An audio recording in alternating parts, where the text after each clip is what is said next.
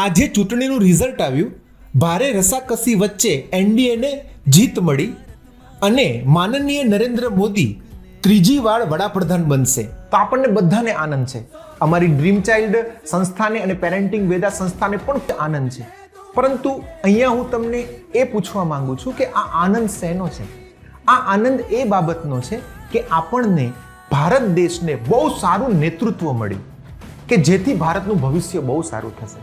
પણ હું અહીંયા આપને એ પ્રશ્ન પૂછવા માંગુ છું કે રાજા જોરદાર હોય તો પ્રજાએ પણ કંઈક કરવું પડશે ને. રાજાનું સપનું છે, માનનીય નરેન્દ્ર મોદીનું સપનું છે કે નવું ભારત બને. તો અમે ડ્રીમ ચાઇલ્ડ સંસ્થા દ્વારા અને પેરેન્ટિંગ વેદા સંસ્થા દ્વારા પણ ધ્રુવ, પ્રહલાદ, નચિકેતા જેવા બાળકોને આ પૃથ્વી ઉપર જન્મ લાવવામાં માતા પિતાને મદદ કરીને અમે પણ રાજાના સપનામાં એક પ્રજા તરીકે મદદ કરવા માંગીએ છીએ.